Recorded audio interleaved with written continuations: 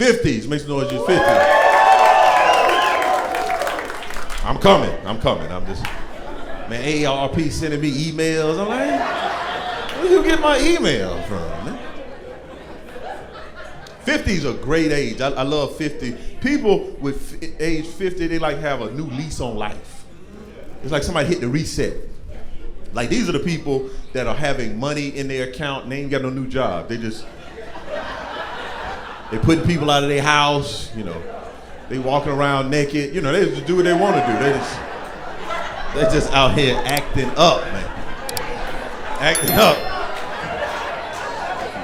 You hear him, right?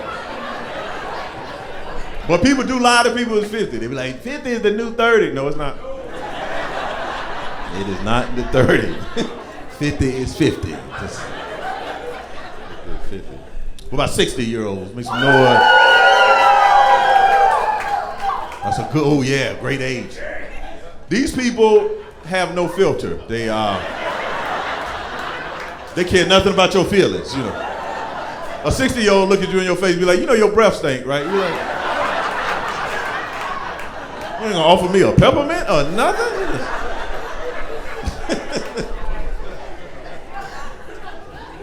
60 about comfort too. It's about comfort. They ain't got no laces in their shoes. All their bands are elastic. You know, they're just out here living, baby. So I told my Achilles, you know, I'm getting older. But the thing about aging, you don't really know how old you are to do something until you do it and you weren't supposed to be doing it. That's what happened to me. I was doing something I've been doing my entire life. And then I tore my Achilles and I was playing basketball. And I wasn't even doing anything spectacular. I was just dribbling the ball. I dribbled and I went to pivot and my Achilles was like, all right, man, I'm gonna talk to you a little bit later. I'm gonna get on up out of here. I didn't even know what had happened. It felt like somebody hit me in the back of the leg with a basketball, but I was dribbling the basketball, so I didn't know how that could happen.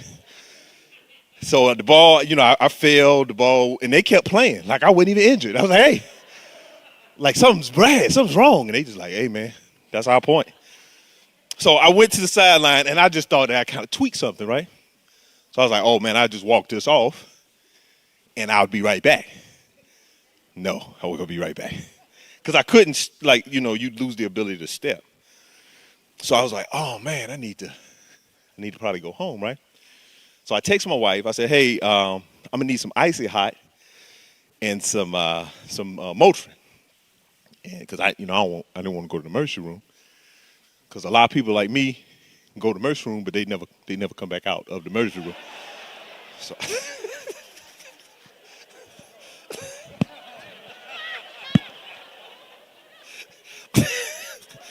too soon? Is it too soon?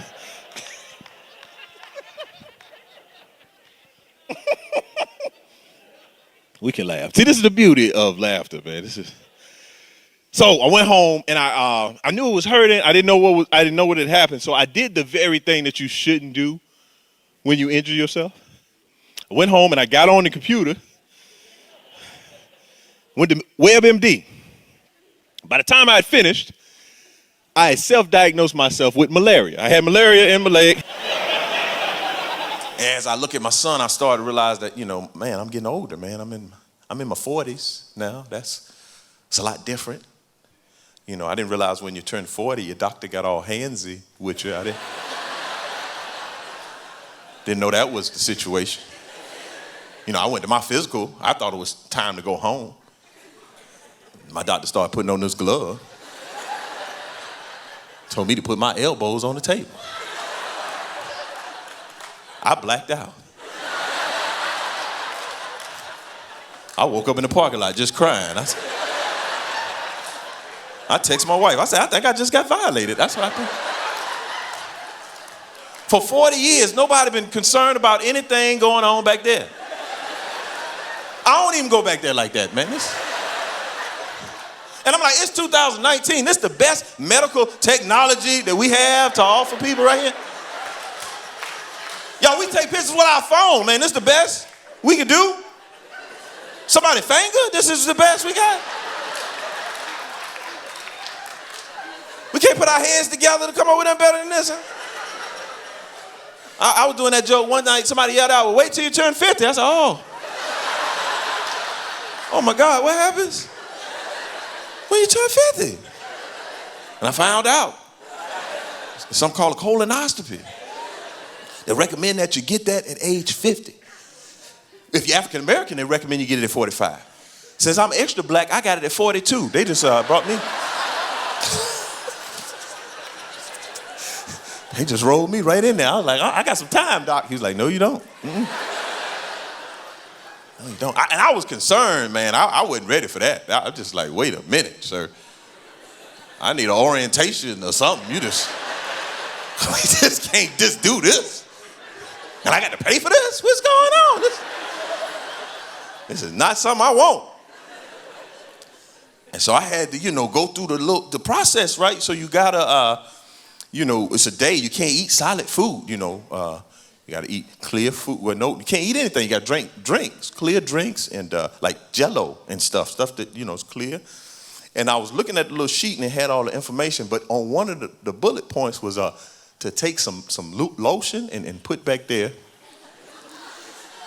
to help when you go, for the discomfort, that, put that back there.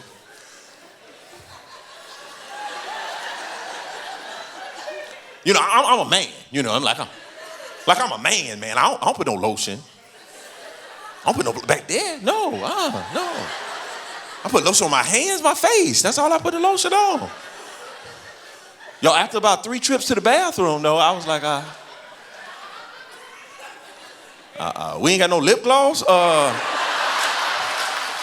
no shortening, something. Is there not a balm in Gilead? This is very uncomfortable.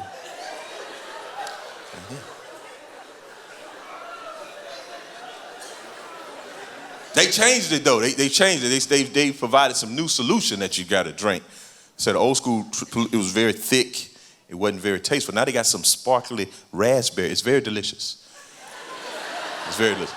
It was so good, I forgot why I was even drinking it. I thought it was a treat for not having food all day.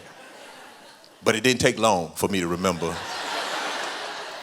It's one of those things where you think you got time. You ain't got no time. Now, after you drink that, don't run any errands. Don't leave the house. Just stay in your bedroom. That's probably the best course of action right there. So I'm spared, but I'm clear. It's all good. Men, you got to get checked out. You got to go. Yes, please. Go get checked out. And so I went the next day to have the actual thing. And it wasn't as bad as I thought, because they give you that propofol. That's the Michael Jackson drug. That's where you don't remember anything. You go right out, But it was a little strange because I was laying in there on the gurney, but you don't have on any pants, right? You just there and you. And it's people, and this is their job. They do this every day. They in here, and you up there, you're vulnerable. I've never been in this position. And they having conversations like it's just another day. Like, what you doing this weekend? I'm like, what? This weekend? No, ma'am. This is very uncomfortable for me. And they can see the anxiety on my face. And they're like, oh, Mr. Goodwin, just relax. Just act as if you taking a nap. I was like, I don't know how you nap, but there's some garments in that equation when I nap. So I'm laying there, I'm very, very self-conscious, and I see the doctor. He comes in with smiling. I'm like, why is he smiling? It's not type of smiling type of thing.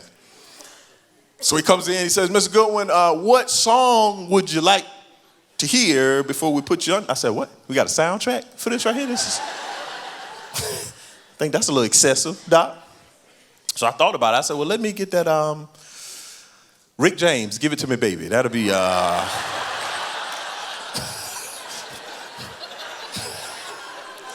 that'd be quite appropriate.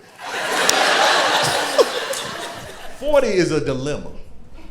It is. 40 is the age where my whole life, my mind and my body were together.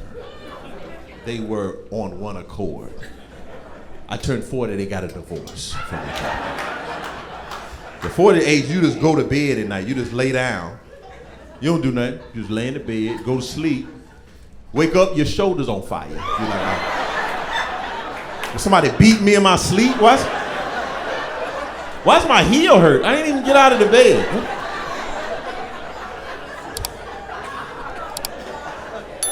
40, also the age, is a dilemma because people that are older than you, they tell you how young you are. They're like, oh, you're just a little baby, just a 40-year-old little baby. But people that are younger than you think you are a museum fossil. You're like, this is the oldest thing I've ever seen in my life.